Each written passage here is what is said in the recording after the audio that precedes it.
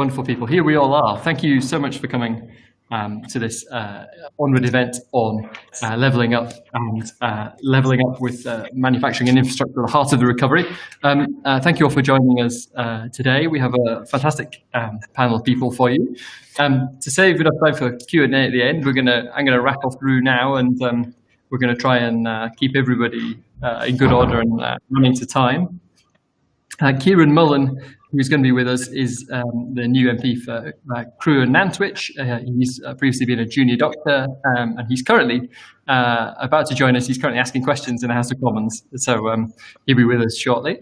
So we're going to actually, our first person to speak will be my new colleague Jo Gideon, the MP for Stoke-on-Trent Central, who before she was in Parliament was a very successful entrepreneur. We're then going to go over to Matt Byrne, who is the president of the UK region of Bombardier, who's a hugely important employer, not least in my part of the country, in the East Midlands. We're then going to go over to Jesse Norman, who is the Financial Secretary of the Treasury, and I've had the pleasure to know for about 20 years. It says in my briefing notes that before entering politics, he was a director at Barclays, researched and taught philosophy at University College, and ran a charitable project in communist Europe. That actually doesn't do justice to Jesse's kind of polymath abilities and past and the many things he's done. So we're very lucky to have him with us here today. So without any further ado, I'm going to ask Jo to kick us off with her thoughts on a high level of ambition, putting manufacturing and infrastructure at the heart of the regional recovery. Jo, it's over to you. Thank you. So good infrastructure and manufacturing is essential to the country's future growth and prosperity. Infrastructure is a key pillar in the government's industrial strategy and a core ingredient in our levelling up agenda. The potteries has been at the heart of the Midlands manufacturing for centuries, and it has a proud industrial past and a tradition of heavy industry supported by significant infrastructure and innovation. Josiah Wedgwood was the leader of the industrialisation of the manufacture of European pottery, and in 1766 financed the building of the canal through Stoke-on-Trent to bring raw materials and carry his wares to market. The Shelton Bar Steelworks began in 1830 and was supported by 5 coal mines, a complete railway system, and the Stoke and Mersey, the Trent and Mersey Canal. But as traditional industries declined and the mines and the steelworks closed, new industries have sprung up, which have taken advantage of Stoke's unique location in the North Midlands manufacturing corridor and the agile workforce. Last week, I attended the official opening of the Etruria Valley Link Road, the beginning of works, and it's a major feat of engineering spanning both the canal and the A500 to gain access to new industrial areas and to alleviate congestion in the Enterprise Park. Though the steelworks closed in 1978, many of those railway lines still exist, and as part of the levelling up agenda, restoring lines such as Stoke and Leek, Etruria and Mere stations have been a key part of our ask of government, together with improved bus provision using new technologies such as hydrogen. Improved connectivity is as much about broadband speed as buses, trains and roads, and the opportunity for the creative industries to expand is reliant on the expansion of 5G in Silicon-Stoke. But I guess our big ask is very much around ceramics, because Stoke is not just the British centre, but the world capital of ceramics, and it's at the cutting edge of research and advanced manufacturing.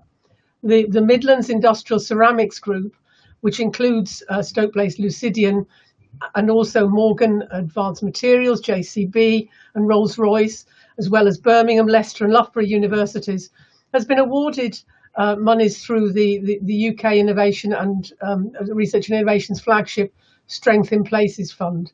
But we need to pull together that bid, because an advanced ceramics campus is vital to fulfil the growing demand for higher performance across numerous advanced manufacturing sectors such as energy, health, aerospace, automotive and defence.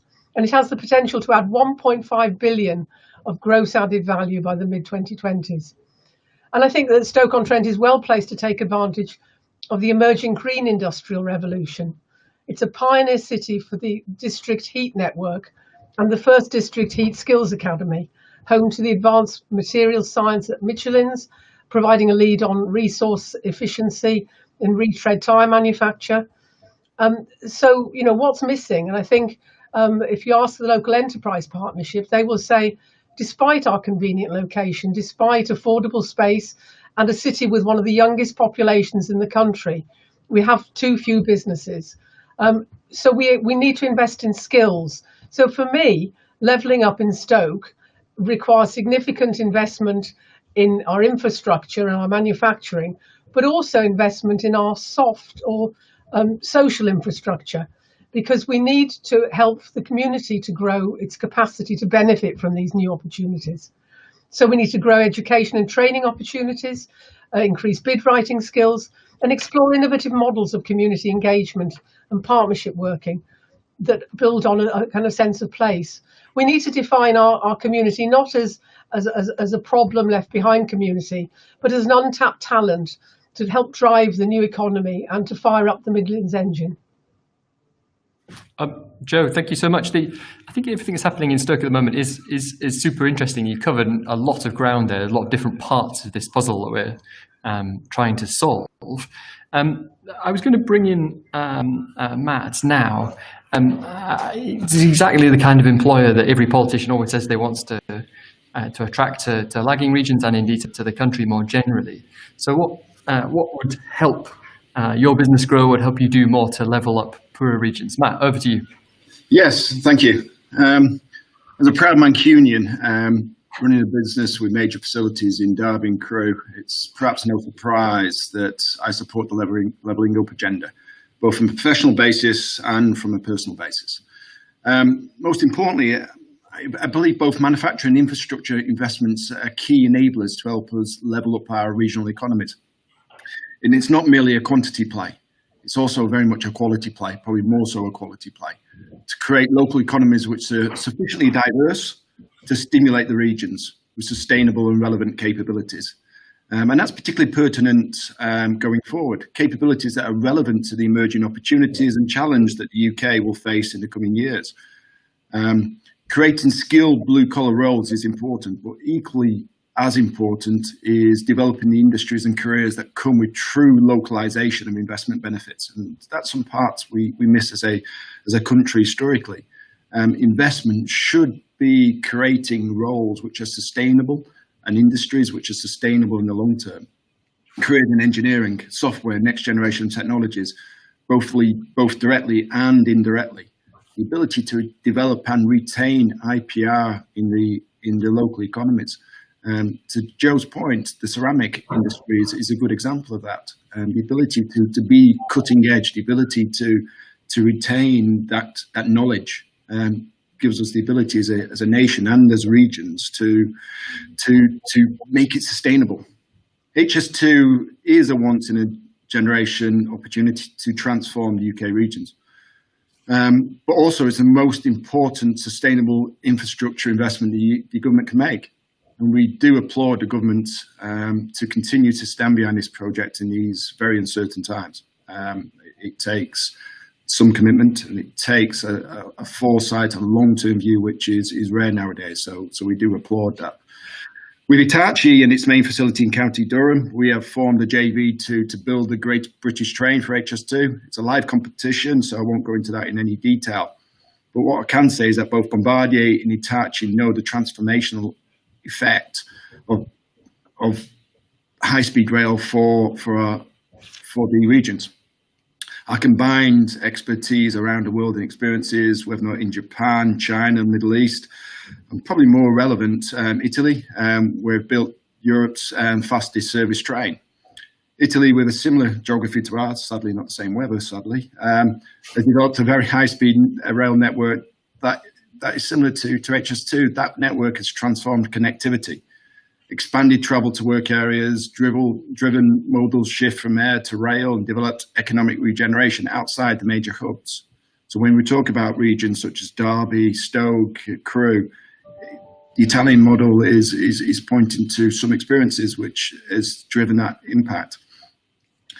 Both companies have extensive existing factories and services sites all across the region, particularly in the north of England, with extensive UK-based supply chains employing thousands of people directly and indirectly, including and possibly most importantly, many young apprenticeships and graduates for whom COVID-19 has been particularly hard and will continue to do so, sadly. This is not about creating short-term assembly jobs. This is the opportunity which is just too important to the competitive footprint of the UK in the decades to come. And it's imperative on the industry and on the government to ensure that we do have the most optimal legacy. When we see that in Stoke, again, to Joe's point, that capability has been built up over decades, over generations, and we need to make sure we take this opportunity to do that with the investment we're putting in HS2. One example of this is that Bombardier and Hitachi are working closely with universities across the country, with the National College for Advanced Transport and Infrastructure in Doncaster and Birmingham, and are working to support the planned Institute for High-Speed Rail and System Integration at Leeds University, which will create a globally competitive test bed for high-speed trains away from the rail network. And that will build up a capability around that university, not to be partisan, that will, irrespective of whoever the manufacturer is. So, Minister, I do urge you to support the Leeds proposal for the retention and development of capability within the UK. Finally, the subject of COVID-19, I don't think we can have a panel discussion without mentioning that at this moment in time. It's obviously impacting every walk of life. Has been difficult across the country, and has had a real impact of employment and life chances in manufacturing cities, such as Derby. Industries which have been our lifeblood for many years, such as aerospace and automotive, has suffered alongside many others in the service sector. At Bombardier, we've been lucky enough to be able to increase jobs during this time, and thanks to our backlog, and because we do have a good product offering.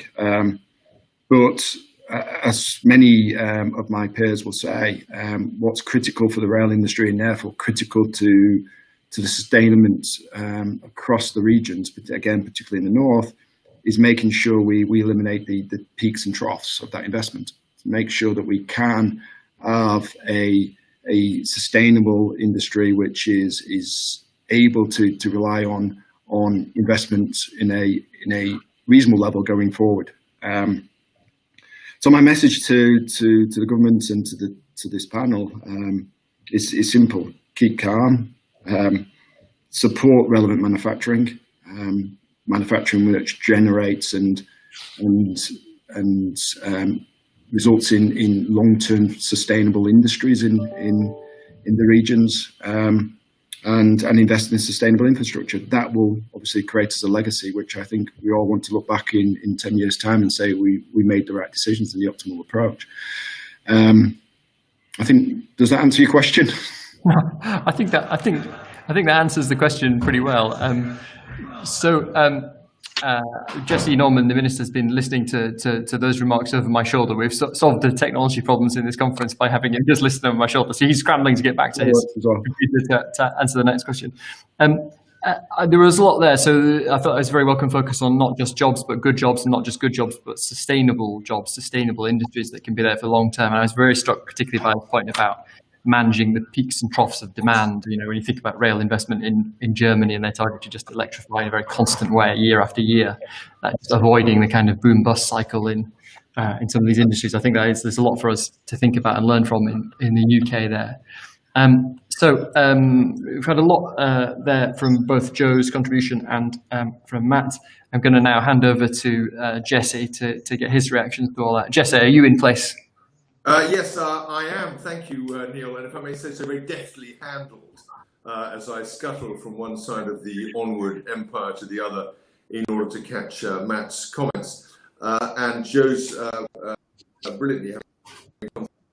Thank them for their comments, but also thank you, Neil, and thank you, Onward, because what a fantastic event this is and what an important subject for us to be discussing. I think, just by way of background, the reason why some of the stuff that I'm doing might be relevant to this is mainly part of my role at the Treasury as Financial Secretary is to be in charge of the National Infrastructure Strategy, and also to have as reports the Infrastructure Projects Authority, which is the entity within government which tries to make sure that major projects are being delivered as effectively and well as possible, and then the National Infrastructure Commission, which is the external body which does research and sets an agenda for government in many ways by its own reports and its own work. And on the other side, it isn't directly relevant, but it constantly butts in, is the work I do as Minister for Emergency Revenue and Customs. And of course, there's a tax angle to everything, and therefore there's a tax angle to this agenda as well. So bring a number of different interests to bear. And I think I would start by saying, well, why do we need infrastructure? Infrastructure is good because it's good for growth, it's good for productivity, and of course the Prime Minister has laid a particular emphasis in this government on levelling up and the importance of really trying to reach out across the whole part, every part of this country, every part of our union, and to make a difference to people in terms that they can understand and see and respect and enjoy and benefit from in their own local lives and in their communities. So that's the goal that we're trying to achieve. And I think it's very important to remind ourselves of two things. One is that infrastructure is just part of the story, and a very important further part of the story, which I was delighted that Matt mentioned, was skills. And anything, skills are even more positively correlated with economic growth and activity than infrastructure is. And so it's vital to think of those two things together at the same time. And I have a particular dog in this fight because we are just setting up in Hereford a new specialist, the UK's first specialist recent technical and engineering university, NMIT, in Hereford. And it's going to be specifically focused on all these issues in a very practical, semi-vocational academic context. And I think on skills is one that we're going to discover and rediscover over the years ahead across the UK. But also, it's important to recognise that, and it's hard to say this with Bombardier in the room, but the virtual room, but infrastructure isn't just about transport. And later this year, we will publish the National Infrastructure Strategy and the Infrastructure Financing Review. And one of the things that will come through that is just how much of a story we have to tell and how important an agenda we have to follow outside transport. And in particular, there's an enormous amount of work to be done, and there's an overlapping agenda in the area, of course, of green infrastructure. We have the Net Zero Review interim report coming. We've got an energy white paper coming in due course from the Department of Business, Energy and Industrial Strategy, and that will be a very, very important element, not just in terms of projects, things we might want to do, but also as an overlay to all the other infrastructure we build, so that we do it as leanly and as greenly, if you can put it that way, as possible, and as long-term a way as we possibly can. So that is the wider picture. I say, what do we need to make this work? Well, I think we need two further elements that are just important to focus on. One is we also need local leadership, and that may be cities, city leadership, metro mayoralties. It may be local unitary authorities and councils. But when you think about building infrastructure, and of course not just at the national level, but also at the local level, what you need generally is a common plan, as little party politics to get an agreement about what needs to be done, and a long-term sustainable consensus at local or regional level, which is what the infrastructure can then be built according to and can support that. And that is that it doesn't get stopped and it doesn't get interrupted, because of course one of the things that is so inimical to effective construction of any project, and infrastructure is no different, is whether you have a good client, whether you have a client who knows what they're doing, wants to make a difference, has a clear set of goals they're focused on, has an energy and an intensity about the work that they're doing, and doesn't get constantly deflected and is constantly changing the terms of reference. So all that comes together. I'd make one other final point, which is another mistake we can make, is just to think in terms of infrastructure by, as it were, investment from the public sector. Of course, public infrastructure investment is only about half of the £600 billion worth of investment that we contemplate over the next few years. The other half is private. And of course, we have in this country very successful and effective models of private sector infrastructure investment, and they may be through contracts for difference, for example, which have driven down offshore wind generation, electricity generation costs hugely, probably a factor of over 50% in the last few years. And or they may be the regulated asset-based model, which has been so successful in regulated industries, utilities, water, electricity, and the like. So we have a tremendous need for private sector investment, and one of the things that the government can do is to help the private sector to think about, and help the industries that make this up to think about what a sustainable path would look like, what a path that balances these supply constraints and maintains a cap on supplier inflation can look like over the next few years. And we've already started to do that, and one of the things that's quite interesting, if there are any specialists in the virtual room, if, for example, what Highways England has done. I used to be a transport minister for roads, and when I was there, we did the second road investment strategy, negotiating on the other side with the Treasury, and that involved a long-term plan for highway construction and, more importantly, almost maintenance and capacity improvements. And that whole process, which will be necessary for electric cars if we're to make that revolution in turn come true, that whole process is one that is reliant on effective, well-managed supply chains, and that will be a very important part of our future picture as well. So what can we look forward to? Well, a national infrastructure strategy to be published this autumn, and a continuation of our very long-term sustainable and green focus on how we can improve productivity, improve growth, and level up across the country. Brilliant. Jesse, thank you so much.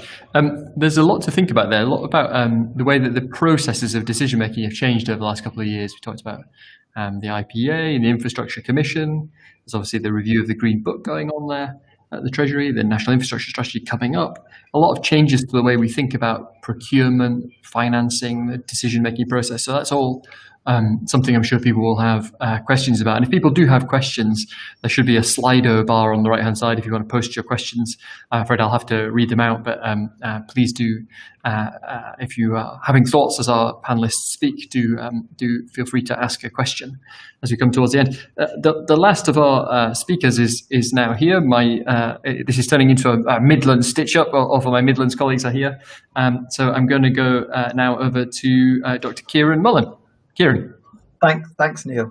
I just wanted to start out really by talking about the history of Crewe very briefly, because I think it gives a nice synergy of the questions of infrastructure and manufacturing. So actually, Crewe as a town was founded to support the railway station and what's known as Crewe Works, which was a manufacturer of trains. And so by kind of the mid 1850s, there's 1,000 people working there, and that 1,000 people were producing one train a week.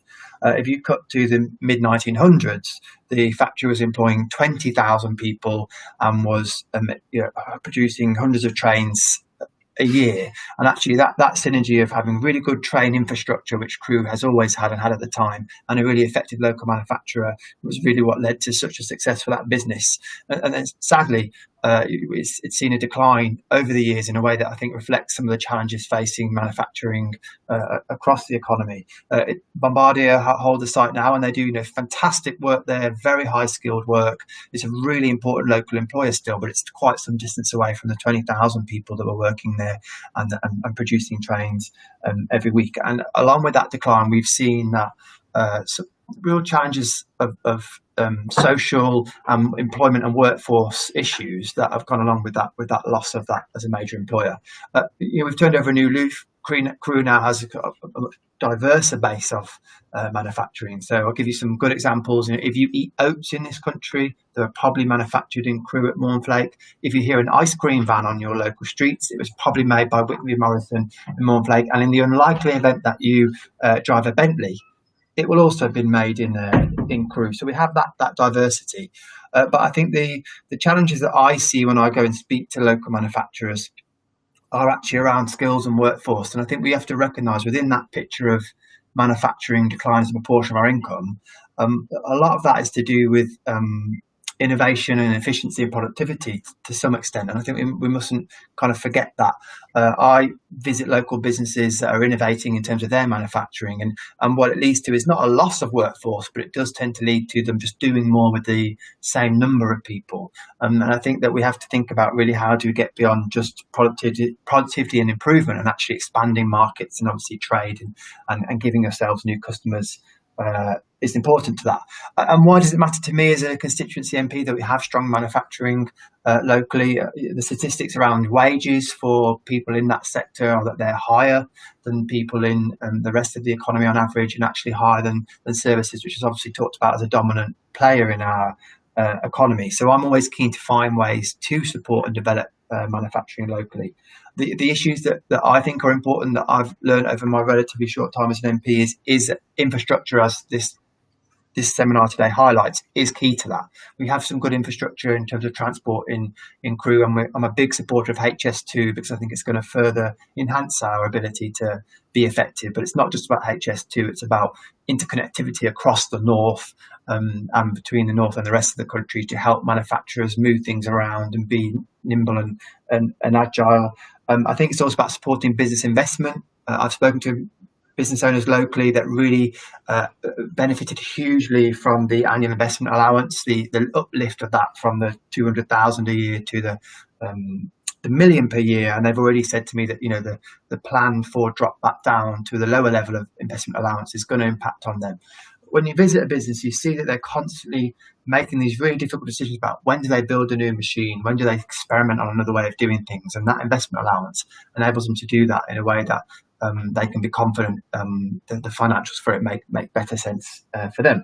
It's also, for me, not about forgetting the people at the heart of all this. So what I'm struck by is those businesses that I've mentioned. A lot of them, every business starts out with an entrepreneur, whether it's a manufacturer or anybody else. So if we want to carry on encouraging manufacturing, we need to carry on encouraging the next generation of entrepreneurs who are going to come up with the new ideas, the new products, the new things that are going to be manufactured here in this country.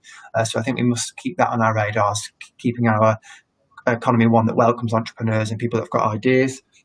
But probably I think the most important thing for me is actually wherever you are in manufacturing. I mentioned about the new machines, the new approaches, the productivity gains. A lot of them means actually more and more of these jobs are actually skilled jobs, really skilled jobs. So you need people to design new ways of doing things. You need people to manage the IT and the robotic elements of making things in a different and more modern way. It's increasingly skilled work. And that's why I'm really, really pleased with the government's announcements last week around the adult life skills guarantee. I think that's absolutely vital, because what I want is for my constituents to be in a position to get new and different qualifications that enable them to support employers that want to be innovative, and means that they can get those really good, effective manufacturing jobs locally. So those are the things that I think are key. And I think we have to be realistic and recognise that our manufacturing sector and the infrastructure that supports it, we're really going to struggle to compete with the likes of China on volume and scale and the workforce as a whole, the numbers game. If we want to keep our place in the top 10 and hopefully grow it and have it become a more balanced part of our economy, take a greater share, it's got to be because of high quality, high skill, high end, innovative manufacturing. And as I said, I think that's having the jobs and the investment that enable that to take place, and the skills are really key. So those are my kind of thoughts ahead of the seminar. Kieran, thank you so much. And a lot of what you said chimes very much with the work we've been doing at Onward. And it's very striking when you look at productivity by different sectors. That the two big growth sectors for productivity in our economy are professional services and manufacturing. Just much faster growth in productivity than a lot of the rest of the economy. So it is a crucial sector for our future. So we're going to come now to the Q&A section. If you want to ask a question, post on the right hand side. I'm starting to get some questions in. The first one I've got here is one that I'm extremely sympathetic to and actually worked on when I was in government. It's a question from Nick Hughes at Hitachi Rail, who asks, Hitachi Rail has brought train building back to the northeast with its factory in the Sedgefield constituency, with 1.8 billion spent with British suppliers. However, under the current rules for procuring trains, it makes little or no difference to the decision whether train manufacturers are maximising value to UK PLC or simply importing trains built overseas with no positive legacy. After leaving the EU and as part of the levelling up agenda, is there an opportunity to change this? So I think that's a great question. The government has, in things like the industrial strategy, been thinking a bit about procurement. I think there's a lot more to think about there. Who are we going to pick on? First, I'm going to pick on Matt. So we've got a question about train manufacturing. So I think we're going to start with Matt to pick on directly. We might go to Jeffy straight after that. No problem. I think it's a fair question. We talk about sustainable jobs and the ability to upskill the country and grasp the opportunities of investment. One of the key aspects of that is making sure that the money which the government are investing, that private industry is investing, as much as possible stays in the local economies around the UK. And that does drive a level of innovation, a level of investment by those companies which can see a future. So clearly, I'm somewhat biased, it's fair to say. I agree with Nick's statement and question that we do need as a country to ensure that there's a balance between effective procurement and ensuring that the investment which the government makes is optimal in the long term for the long term economy as well, not just the short term view of the actual procurement itself. There's a bigger, far bigger picture to look at, and I think the UK has been trying to find that balance and for many generations as to protectionism versus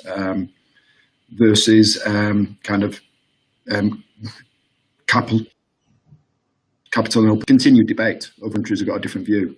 I think there is a balance to be found. Yeah, no, I think that is a very good question. So you've got, how do you get a transparent process that's a fair process and is not politicized and doesn't bring in kind of values that don't really belong in a procurement decision? But how do you capture genuine economic benefits that aren't just about, the final price of the thing and the cheapest price? How do you cost in, the skills gain, the gain of a kind of anchor institution in a poorer area, all the other potential, second round effects of having, prime contractors doing big projects in the UK? It's a fundamentally tricky question. To answer it, so we're going to pick on Jesse. How do you get that kind of balance right between kind of like cost? Well, thank you, and I can only admire the double stitch up in the rail industry on the question. I think that was very neatly done by the questioner. So I would say this. I think there are two questions we need to keep slightly separate from each other. One is what you might call the long-term make or buy decision. We could buy a lot of X, or we could set up a manufacturing plant and try to make X ourselves. That's one. And then the second question related to it is the question about whether you protect an existing industry versus have an entirely open market. Historically, the UK has been very open, and where we've had industries that have been thoroughly successful. The chocolate industry is a classic example. The historic UK governments have tended to be quite flexible about whether investors and owners for those businesses should come from overseas.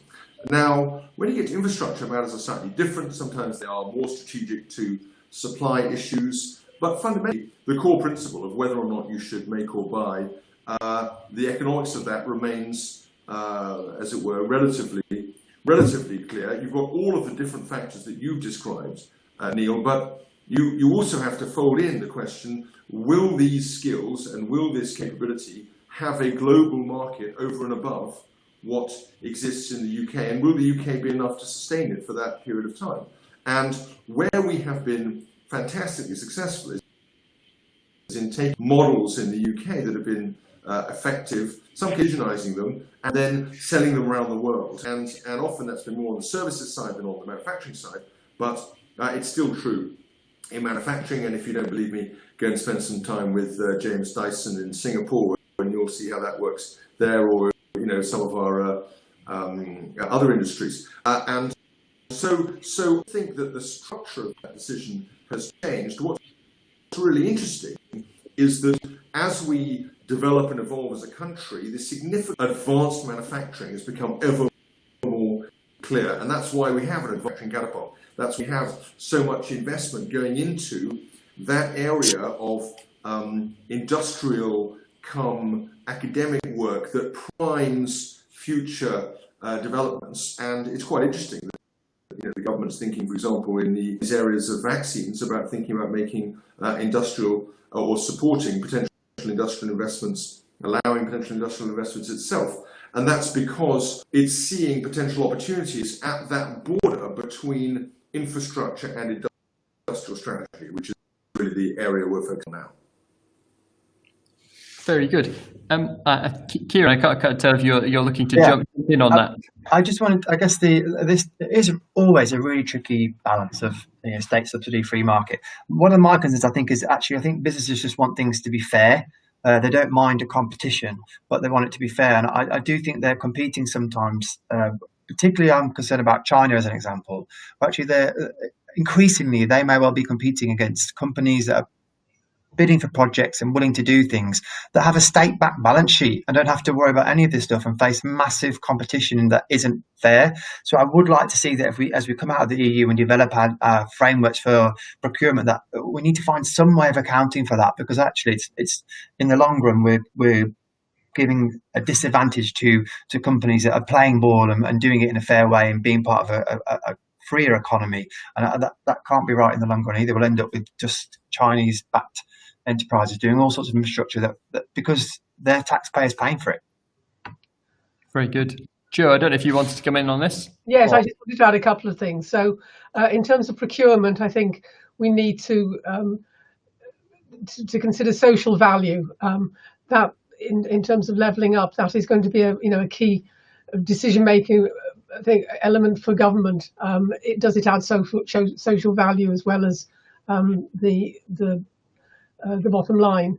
That's one element. The other element, I think, is that we need to be very mindful of the fact, in some ways, it doesn't matter who owns a company if they bring value to the local economy and the national economy. But in other ways, if we're talking about the development of the next technologies and areas where we could, as a country, benefit significantly. I know we look at the incidence of foreign countries buying our intellectual property, if you like, and buying that knowledge. And I think that we need to make sure that as we are the innovators and the entrepreneurs, that what we innovate stays within the UK economy for us to develop. It's a very good point. There's lots of different dimensions of this question that are all needing to be balanced. I'm going to jump on now to another question from our, actually really nice to hear from him again, and our former colleague Malcolm Harper, who asks, Bentley has been a huge success with investment by the VW Group. They grew from 500 cars to 5,000 per year. How do we keep these global companies investing in the UK? Where shall we start on this? Because you mentioned, I'm going to pick on you, Kieran. You mentioned Bentley. How do you keep global firms? I mean, there's obviously a sort of Brexit dimension to this question, but there's lots of other dimensions too. Yeah, it's an interesting question actually, because there's a bit of a controversy locally in my seat, because actually Bentley have made a major significant investment in the site for their new testing and technology centre. And the practical steps for them around being able to move vehicles around their site meant that there's been a loss of a road that was being used by the public.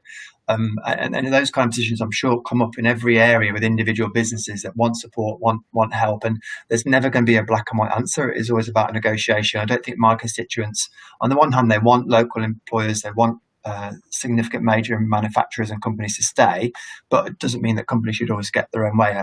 We struck a good balance locally.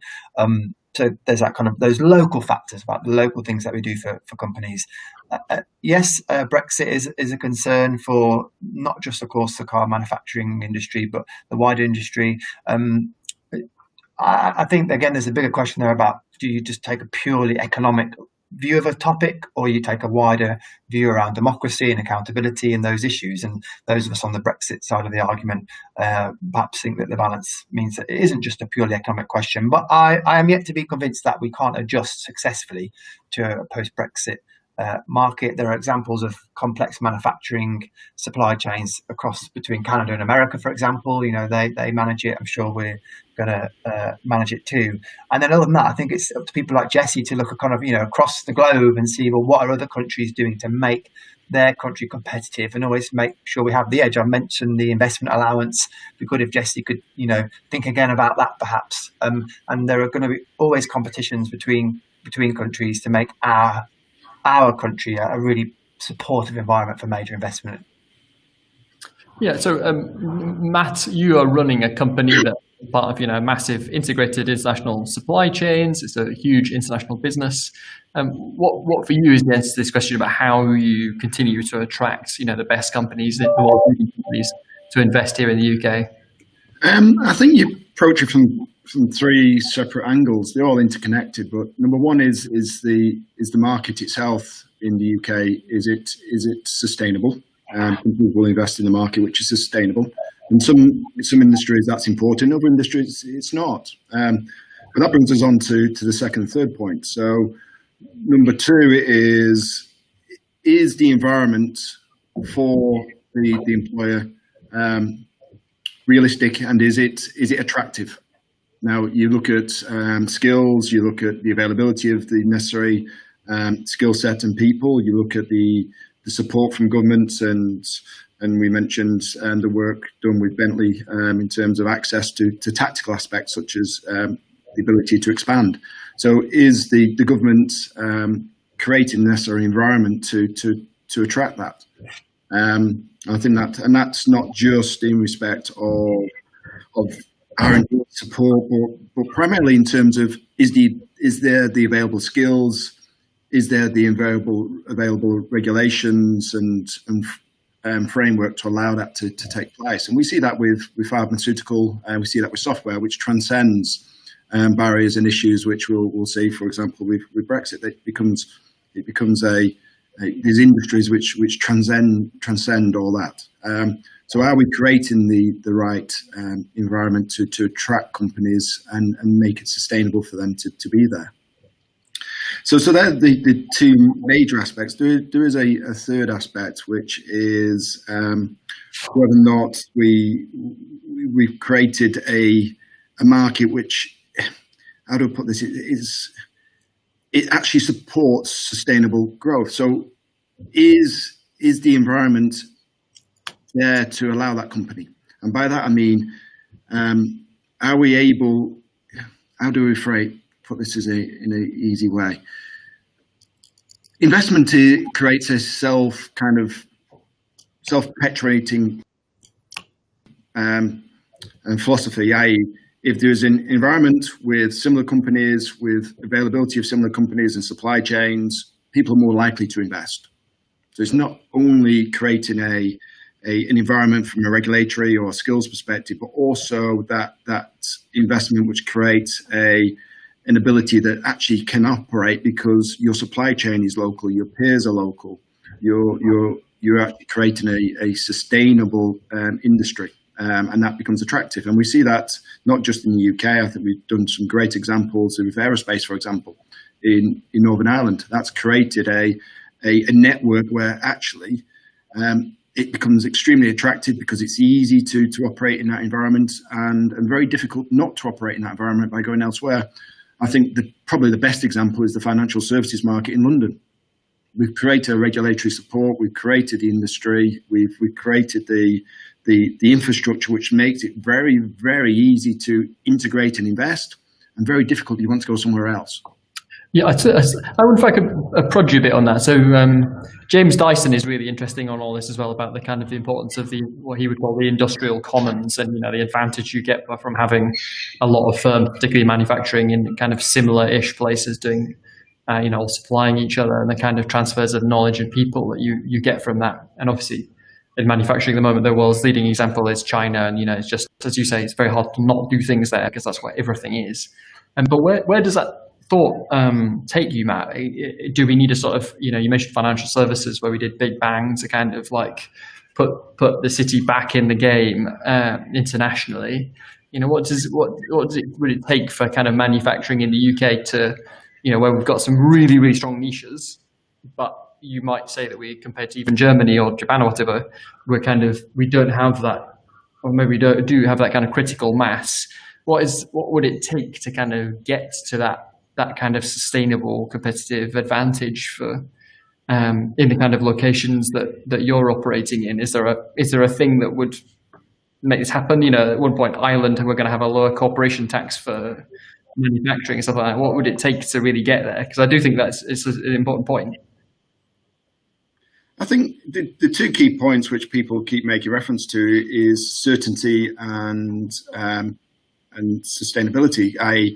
If industries and companies have got a view of what the future looks like, and got stability in this certainty, whilst there's never certainty even in these difficult times, if they can see a roadmap where the government is seeing this industry as being a key industry for it, and it has an industrial strategy around it, then people are more than willing to invest. And the investment will take 5 to 25 years in terms of returns, depends upon where it's going.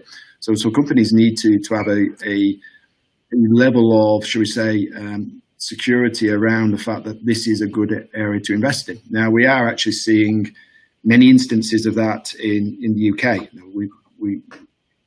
We do a lot better than what people believe, usually on the services side, but on the manufacturing side, we are creating a number of startup industries which are been very, very successful. And to Joe's point at the offset, we also been able to create a infrastructure around the likes of ceramics, which makes it very easy to invest more into local economies rather than trying to set up that capability somewhere else. And that's where you overcome the challenges of China, et cetera, which may well be cheaper in the short term in terms of labour and energy, et cetera, but becomes much more difficult in terms of getting the quality and the investment and the innovation, and that's sustainability. And that's the benefit of the ceramics sector in the UK. It's constantly evolving to make it attractive, and people see it as an industry which the government has got a level of industrial strategy around it and wants to continue it. Possibly the emerging ones, such as battery technology, for example, not just from a rail perspective. We know our friends in Hitachi have invested recently in that in the UK. But battery technology is one which is going to underpin a lot of industries going forward.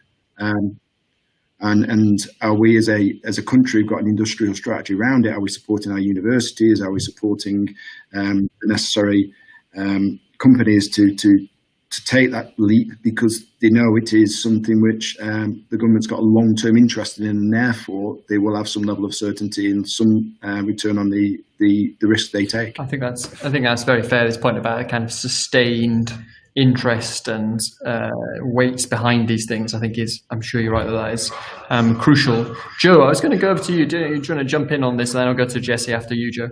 Yes.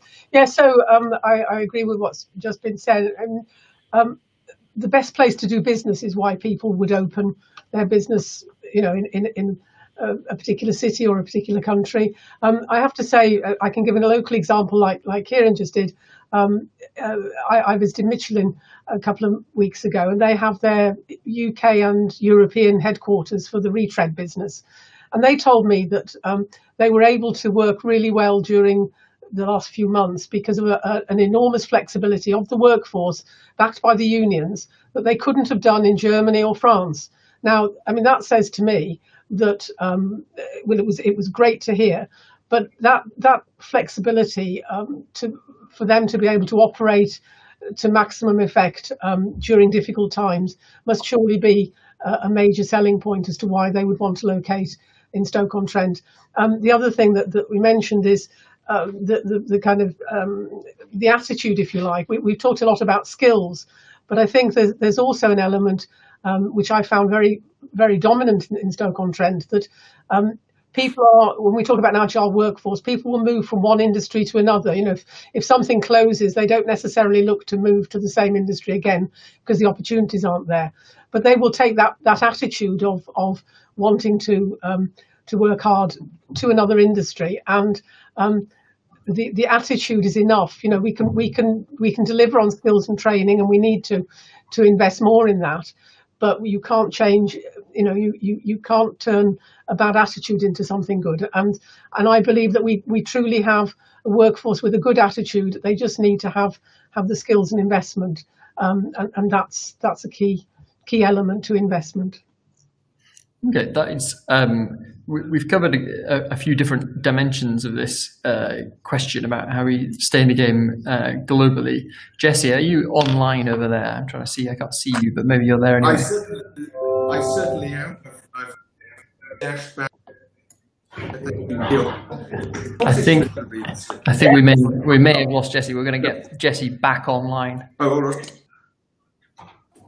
Can you hear me now? I can vaguely hear you. I don't know if can other panelists hear him. Can the other people hear Jesse fine? Am I the only one who can't? Okay, Jesse, carry on. I think I'm the only person who can't hear you. Everyone else can. So I'm so sorry. I'll try and speak louder. It'll go through my door, and you can hear me from the other part of the Onward. So I think there's a whole lot of really interesting questions. Let me just pick up some from a previous conversation.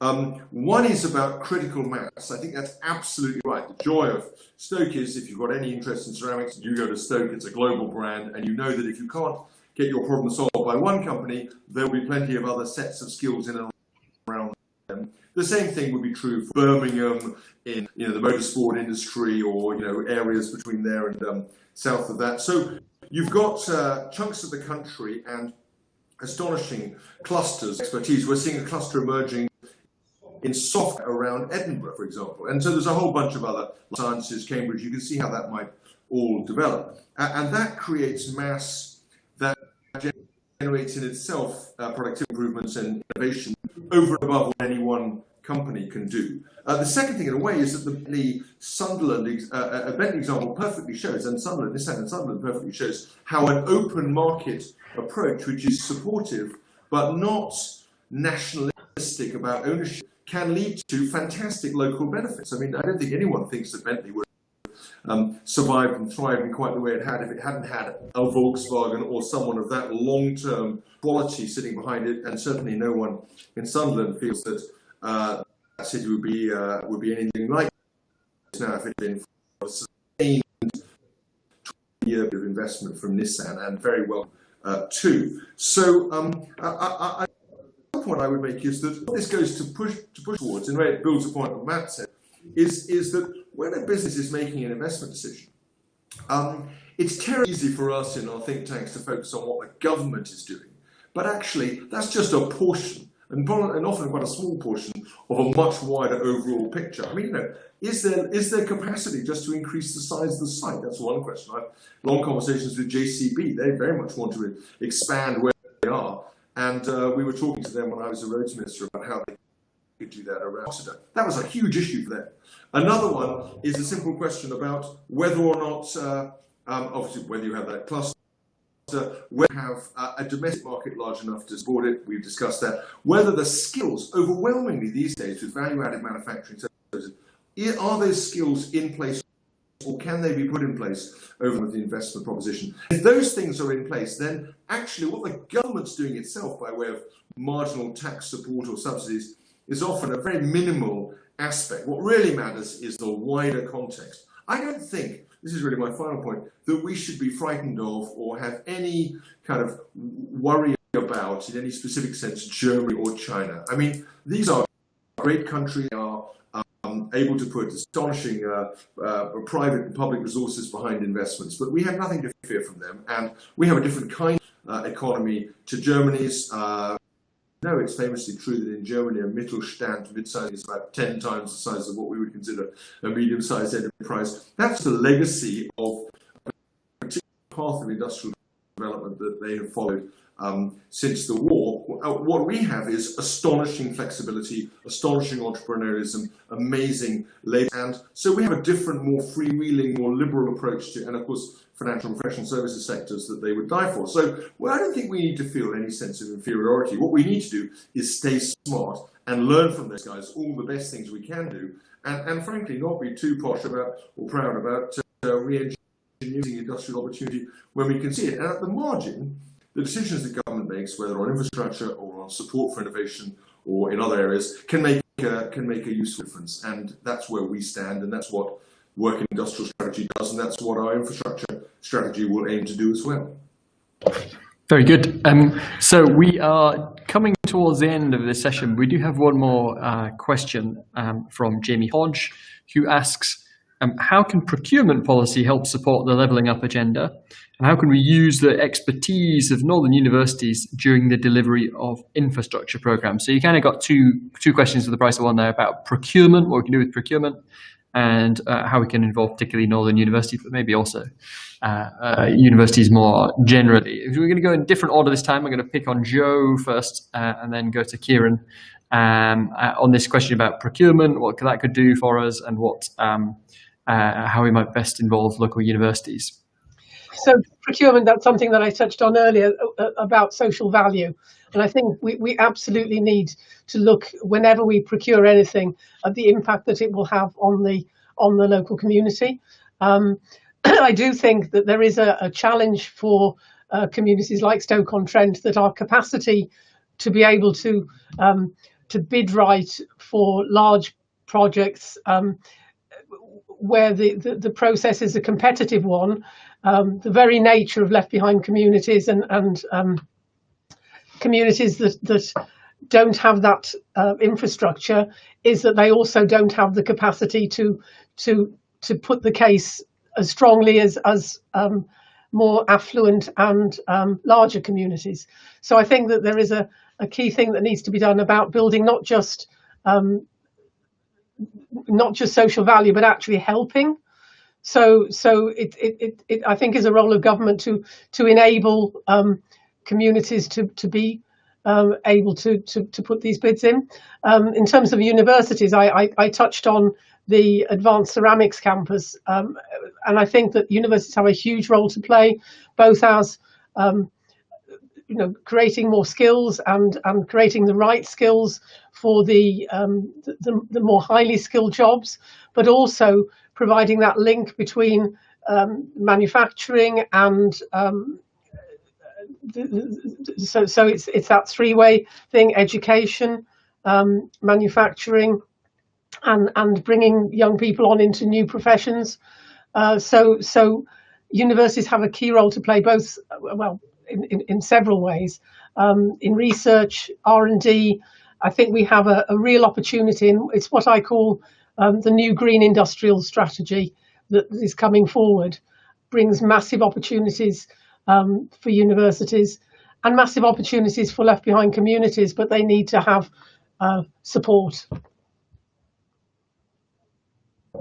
I think that's really interesting as well, because as well as sort of procurement from government to companies, there's also lots of competitive processes in government. And I, like Joe, is very struck that that can unwittingly disadvantage places that are left behind against particularly large places that are much better at getting their hooks into government and bidding for things. Kieran, I don't know, what's your thought on these two questions about procurement, what procurement can do, and kind of what universities should be doing as part of this, particularly their expertise on kind of infrastructure delivery? I quite like. I know with HS2, for example, a lot of procurement, they have a real focus on SMEs, and it kind of touches on that point. That I think by default, if you look at SMEs, I think you're giving smaller, growing companies out in the regions a shot at doing things. And as I mentioned, I'm really struck at the companies that I visit that are now successful and thriving. They all started out with, it's just one person, a single family, a couple of people, and so we need to always look for opportunities to bring those companies on, because actually they're the big companies of the future. In terms of universities and education, I think I'm very wedded to the new approach that is actually asking to look more, earlier on in people's training and education to support innovation and manufacturing, because I think the jobs that I see and the people that I see working, it's not that they need to go to the university to get a different degree to keep up with the changing economy. Actually, they need to be able to nip down to a local college over 6 months in an evening to pick up a new skill or a new way of working. So I think I'm more interested in what we do around further education as the way in which people keep up to date and keep skilled, and actually the gap between the further education and higher education in terms of innovation and centres of excellence and having the very best people, I think is very large. And I would like to see that we see more prestige and more innovative work going on in some of the education institutes outside of universities. Oh, you're.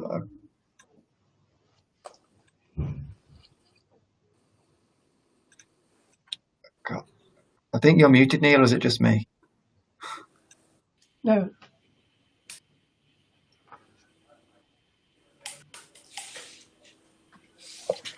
Can you hear me now? Here we go. Better, good. It's it's always an improvement. So I was about to say, I was going to go over to Matt on both these questions. Really, I'm both interested in your take on the kind of procurement thing, what you do differently on procurement. I'm also interested in what your relationships are like with universities. Are they doing, as much as they could be for you as a company? If you were running government, how would you reshape their relationship with industry? What would you do differently? Matt?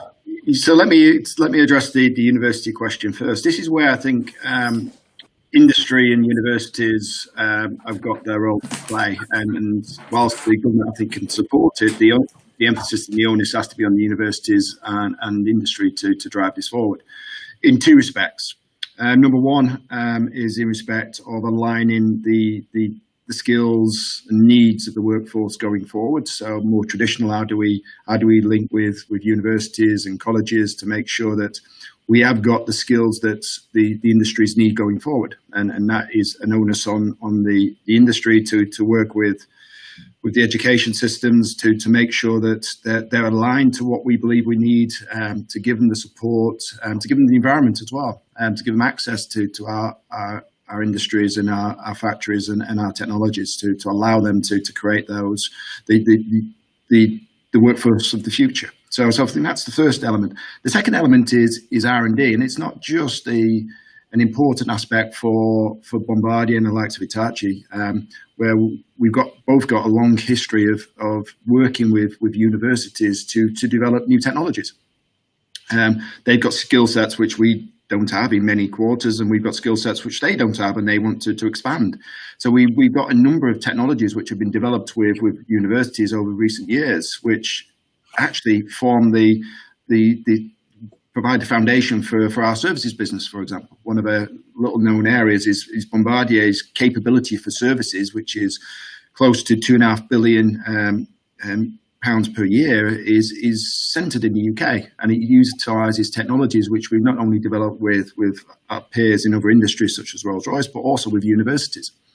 And I think is going to be particularly important for SMEs as well, because whilst we have a strong entrepreneurial background in the UK, sometimes we are missing that investment. We don't have the level of private investment that you see with startups in the US and elsewhere in the world, and we certainly, obviously, the state intervention is different to what you see in China. So the universities do have a huge role to play, and huge opportunity to play to help the SMEs develop their technologies, because they do not have that bandwidth as well. So our experience from Bombardier perspective has been very fruitful over the years, and it's becoming more and more sophisticated as we link with the universities and the technical colleges, both in respect of developing the workforce we need, which is aligning their courses, aligning their capabilities, aligning their understanding of our technologies moving forward, but also having a mutually beneficial approach to the development of technologies.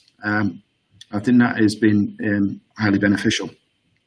In terms of procurement, I think we touched on this before. I think the procurement process needs to consider the many factors which will drive the economic benefit. It's not simply just a straightforward one-for-one procurement process. I think it needs to consider many other factors in there when it's deciding what to invest in and where to put that investment and who to give it to. I think that is a critical element going forward, because particularly in strategic industries, whether or not they're strategic from a economic perspective or strategic from a security perspective, we need to consider the wider consequences of how that procurement is undertaken and the benefits it's supposed to realise, and how do we evaluate on that basis, if that makes sense.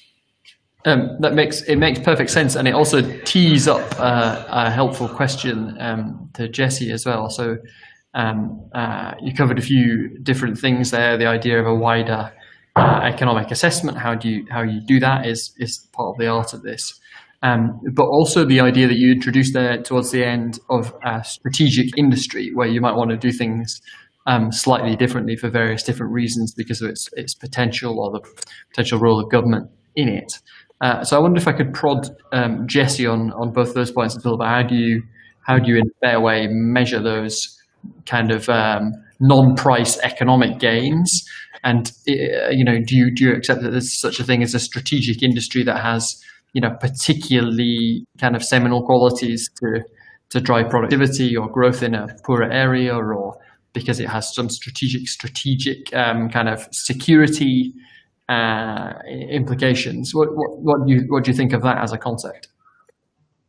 Let me come on to that, if I may, Neil, and just pick up some of the themes that were really interesting. Obviously, the question about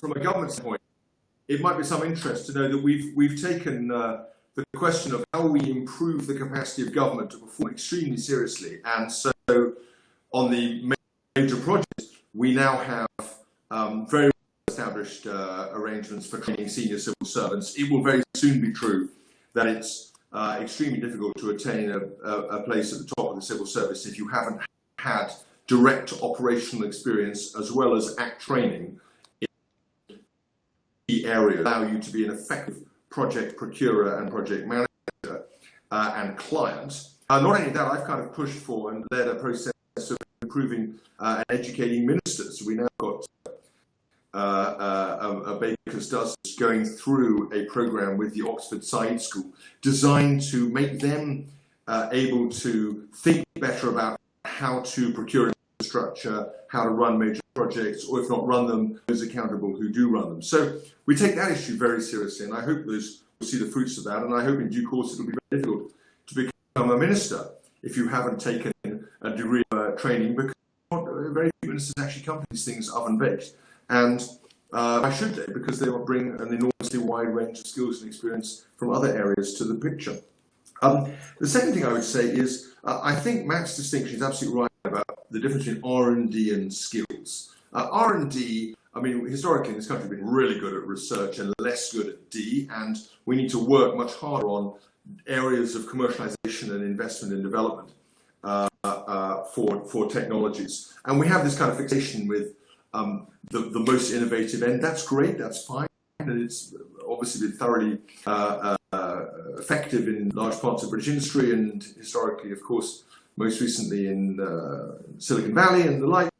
But D is rarely where our future long-term industrial base lives, because almost all, or a vast majority of business people will know, improvements are made through developments of existing technologies or hybridization of existing technologies or extension of existing projects in real-world contexts. And so I think it's important to keep that, and that leads you to the skills agenda. When you think about skills, and again, as university we're thinking about specifically in Hereford now, I think we should be thinking about them in the way we have done in much higher education. Much higher education, we've tended to be obsessive about the academization of skills. So when you do an engineering degree in many universities, you come out with as a great theorist of engineering. How many engineering projects have you actually done? How many things have you actually built? This is quite a small number. And so it's really important for us as a country to get over this idiotic higher education, further education, class-based dividing line, and actually think about these things as an integral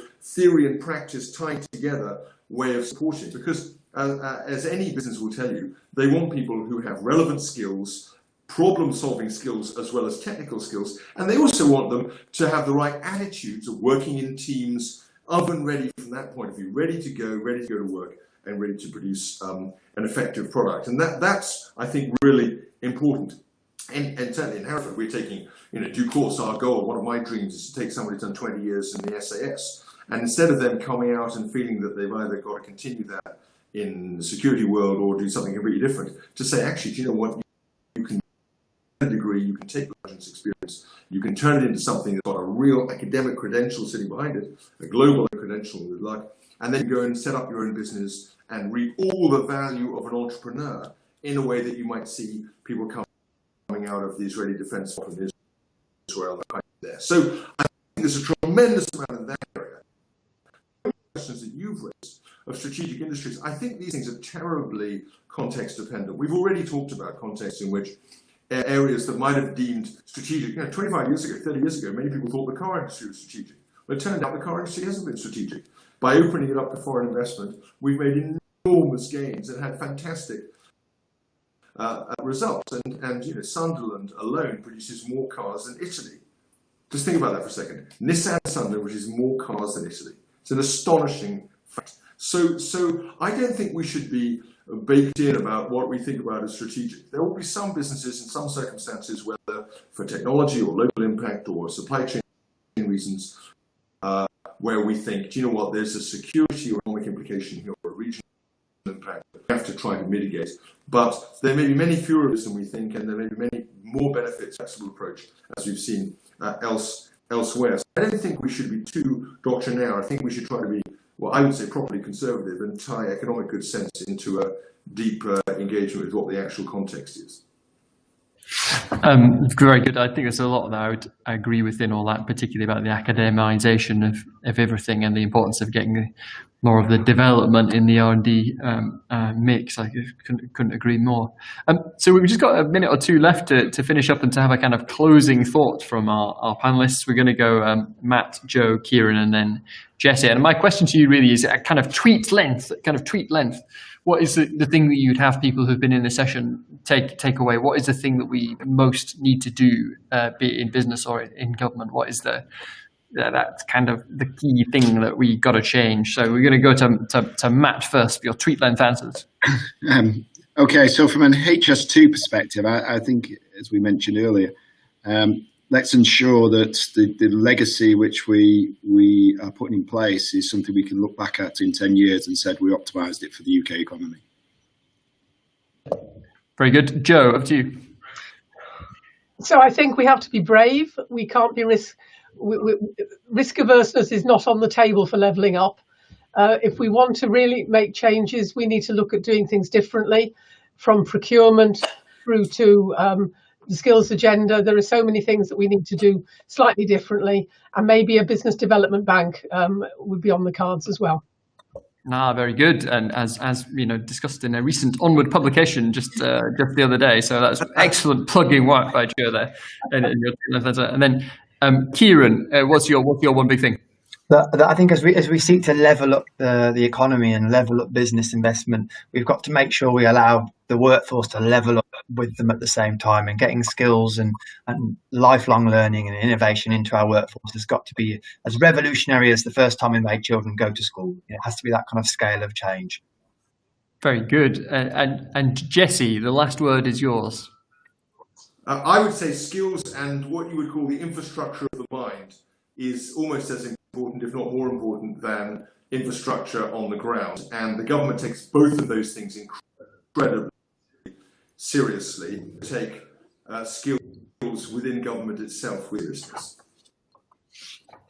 Very good.